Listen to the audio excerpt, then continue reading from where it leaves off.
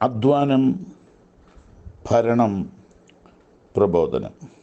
ക്രിസ്തീയ ശുശ്രൂഷയിൽ അധ്വാനമുണ്ട്, ഭരണമുണ്ട്, പ്രബോധനമുണ്ട്.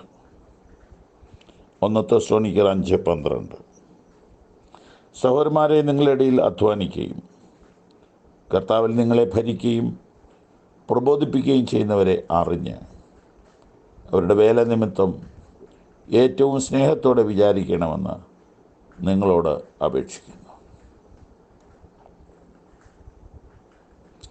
സഹോദരന്മാരെ, നിങ്ങളുടെ ഇടയിൽ അധ്വാനിക്കുകയും കർത്താവിൽ നിങ്ങളെ ഭരിക്കുകയും പ്രബോധിപ്പിക്കുകയും ചെയ്യുന്നവരെ അറിഞ്ഞ് അവരുടെ വേല നിമിത്തം ഏറ്റവും സ്നേഹത്തോടെ വിചാരിക്കണം.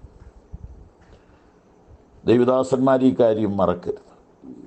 കഴിഞ്ഞ 4 ചിന്തകൾ ദൈവദാസന്മാർക്ക് ആശ്വാസം തരുന്നതാണ്. അവർക്ക് അനുകൂലമായിട്ടാണ് ഞാൻ പറഞ്ഞത്.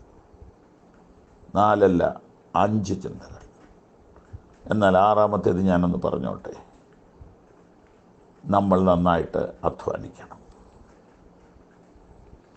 ഭരണം എന്ന് പറയുന്നത് കൊറിയയുടെ ഭരണാധികാരി ഭരിക്കുന്ന പോലെ ആകരുത്. ചൈനയുടെ ഭരണാധികാരി ഭരിക്കുന്ന പോലെ ആകരുത്.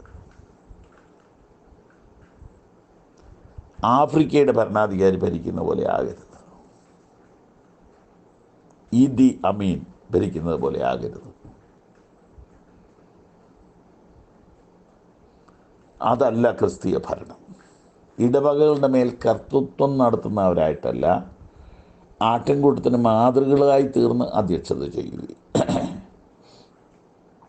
വാസ്തവത്തിൽ ഭരണമെന്ന് കേൾക്കുമ്പോഴേക്കും പൗരോഹിത്യത്തിൻ്റെ പരമാധികാരത്തിൻ്റെ ചെങ്കോലെടുത്ത് വീശുന്ന ഒരു ചിന്താഗതിയിലേക്ക് പെട്ടെന്ന് മനുഷ്യൻ വഴുതി വീഴുകയാണ്.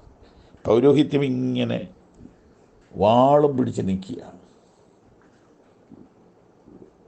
ഒരു കാലത്ത് മെത്രാന്മാർ രാജാക്കന്മാരെ കാലുകൊണ്ട് വാഴിച്ചിരുന്നെന്ന് എവിടെയോ വായിച്ചിട്ടുണ്ട്. കൈ വെക്കുന്നതിന് പകരം കാല് തലയെ വെക്കുമെന്ന്. ഇങ്ങനെ മുട്ടുകുത്തി നിൽക്കുമ്പോൾ തറയെ വീണ് നിൽക്കും പുരോഹിതന്മാർ, അല്ല രാജാക്കന്മാർ. അവരുടെ തലയിലോട്ട് കാലെടുത്ത് വെച്ചിട്ട് മതം രാഷ്ട്രത്തെ ഭരിക്കുന്ന ഒരു കാലം ഉണ്ടായിരുന്നു.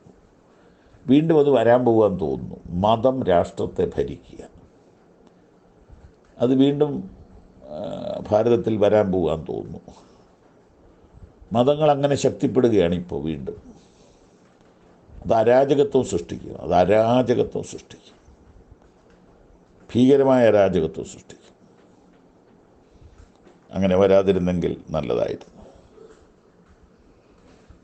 അപ്പോൾ ഭരണമെന്ന് പറയുന്നത് വാസ്തവത്തിൽ പരിപാലനമാണ്.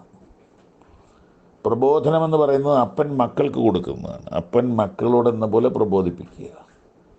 അങ്ങനെയല്ല മോനെ വേണ്ടത്, ഇങ്ങനെയാണ് വേണ്ടത്, ഇതാണ് നല്ലത്, അത് ഉപേക്ഷിക്കണം, അത് സ്നേഹത്തിൽ പറഞ്ഞു കൊടുക്കുന്നതാണ് പ്രബോധനം. എല്ലാറ്റിലും വലുത് അധ്വാനമാണ്. നമ്മൾ മാതൃകയോടുകൂടെ അധ്വാനിക്കണം. പ്രാർത്ഥനയിൽ അധ്വാനിക്കണം, വചനധ്യാനത്തിൽ അധ്വാനിക്കണം.